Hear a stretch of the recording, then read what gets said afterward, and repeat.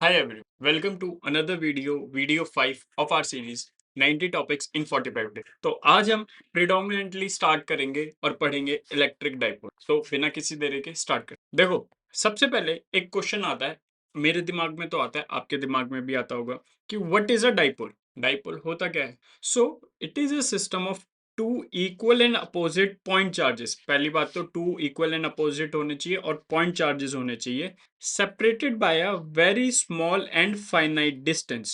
देखो, चार चीज है। a system separated by a system of two equal and opposite charges और point charges separated by a very small और finite distance। तो ये सारी चीजें आपको पता होनी चाहिए। क्या? Two equal, opposite point charges, very small और फाइनाइट डिस्टेंस। ये समझ आ गया। तो जैसे ये प्लस क्यू पॉइंट चार्ज है, ये माइनस क्यू पॉइंट चार्ज है, इन दोनों का डिस्टेंस एक का एल है, तो दोनों के बीच का डिस्टेंस 2L हो गया।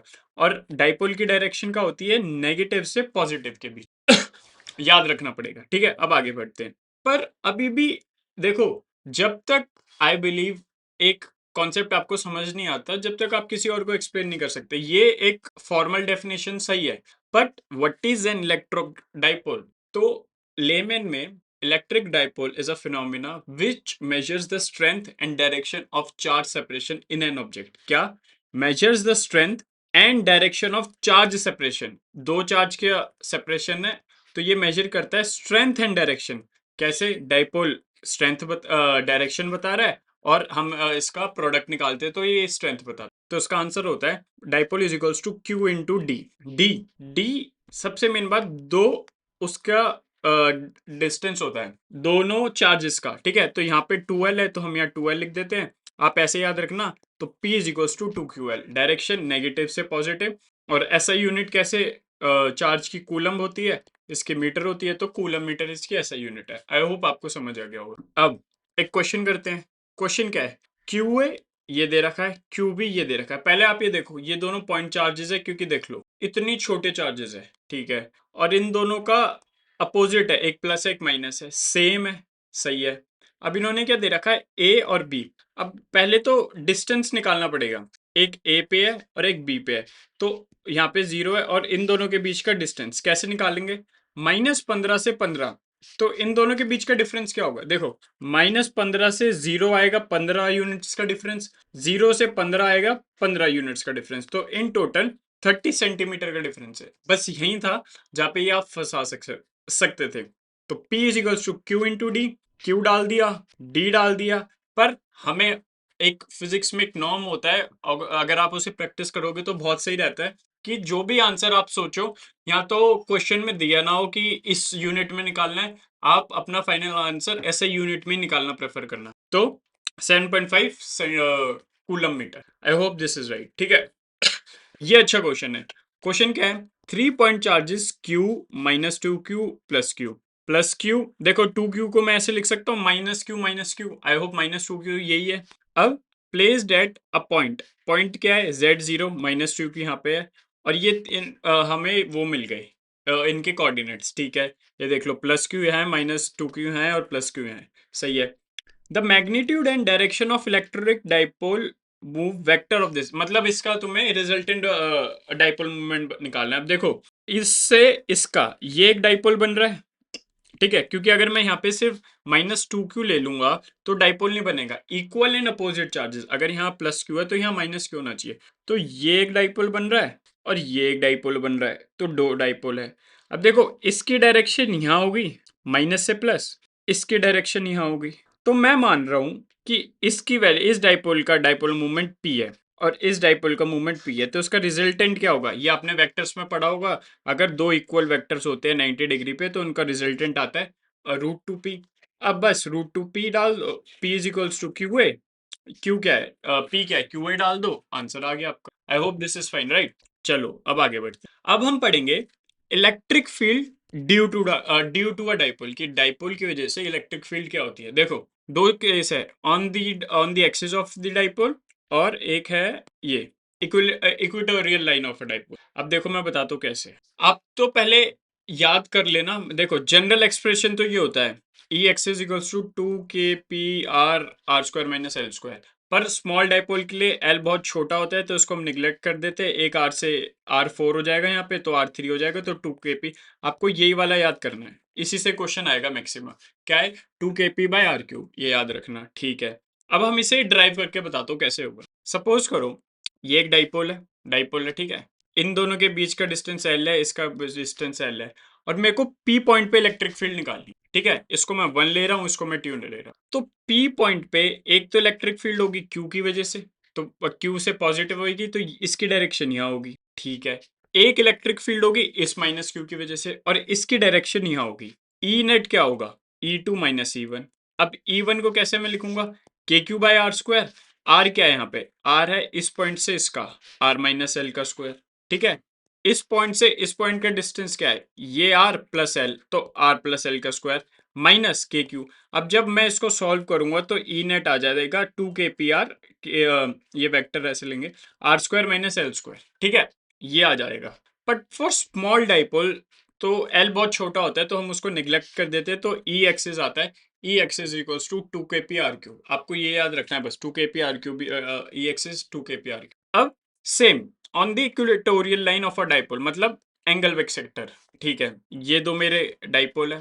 सोचो यहाँ पे पी है, तो इस चार्ज की वजह से यहाँ पे एक इलेक्ट्रिक फील्ड होगी, है। तो वो इलेक्ट्रिक फील्ड यहाँ है क्योंकि माइनस की वजह से, इस चार्ज की वजह से यहाँ होगी। तो अगर आप यहाँ देखो, ये E1 है, ये E2 मान रहा हूँ। पर एक और चीज, E1 is equals to E2 is equals to E, because क्या डाइपोल है। अब मैं E1 का सॉरी डाइपोल नहीं, देखो E1 क्या है? KQ/R² plus L square. E2 क्या है? K2/R², क्योंकि ये वाला डिस्टेंस सेम है, ठीक है। अब तो मैं E1 को E2 लिख सकता हूँ और E लिख सकता हूँ, बिल्कुल सही। अब ई नेट वही वाली बात है, ये तो ई नेट क्या हो जाएगा?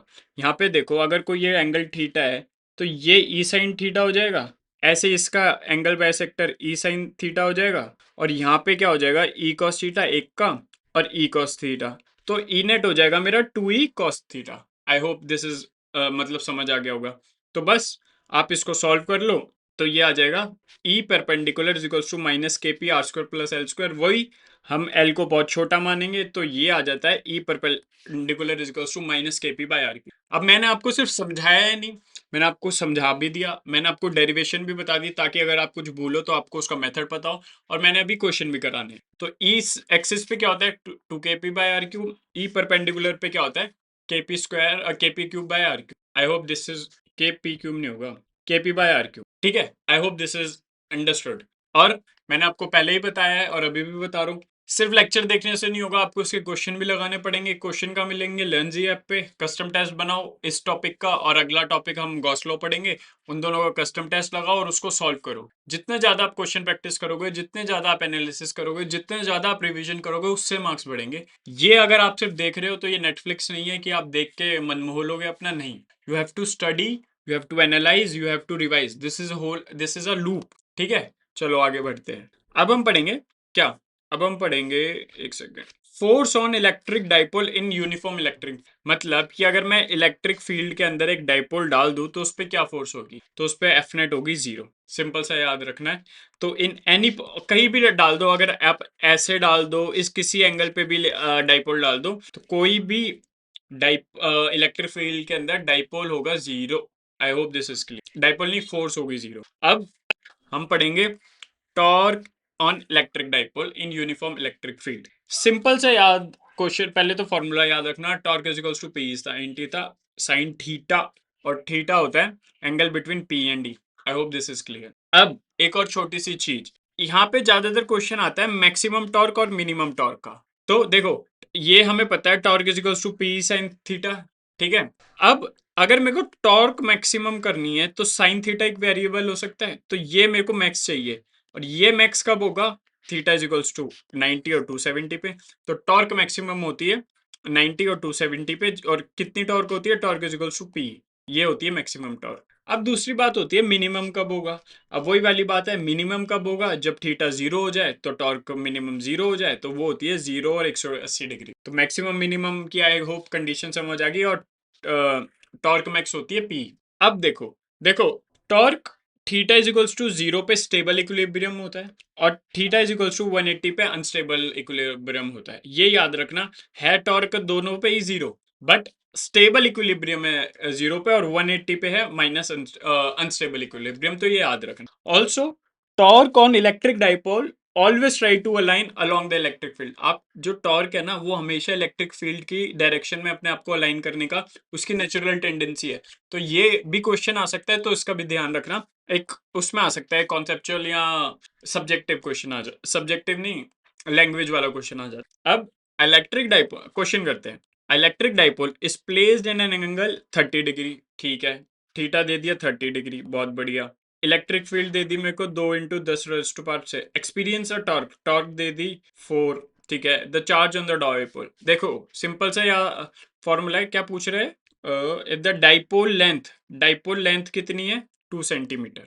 तो आप torque is equals to P sine theta लगा दो, इसको सॉल्व कर लो, Q is equals to 2। I hope this is fine. अब अगला क्वेश्चन क्या है, find the orientation of the dipole with respect to E, मतलब थीटा निकालना है। अब देखो यहाँ पे क्या दे रखा है, हाफ द मैक्सिमम वैल्यू।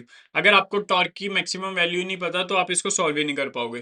तो टॉर्क की मैक्सिमम वैल्यू पी होती है, तो इसमें क्या दे रखा है, p/2, half the maximum value. तो यहाँ से पी कट गया, साइन थीटा आ जाएगा half, theta is equals to 30 degree. देखो वैसे तो अब गॉस लॉ पढ़ाना है, पर गॉस लॉ की स्लाइड देखो कम से कम 30 स्लाइड है, तो वो ज्यादा बड़ा टॉपिक है। तो मैं इसको यहीं खत्म करता हूँ। अगले लेक्चर में हम गॉस लॉ पढ़ेंगे, और आप प्लीज जाओ और कस्टम टेस्ट बनाओ, किस पे, लंजी की ऐप पे। फिजिक्स से बहुत बहुत अच्छे क्वेश्चन है, बहुत अच्छे टाइप के, जिस टाइप के क्वेश्चन अभी आ रहे हैं। तो प्लीज डाउनलोड दी लंजी ऐप, फ्री है बिल्कुल। अब अभी 2026 के बच्चों के लिए प्लीज जाओ, फीडबैक दो, कैसी है कैसी नहीं, अच्छी बुरी कुछ भी हो, पर बताओ मेरे को। So have a nice day, bye bye, and make your parents proud, bye bye.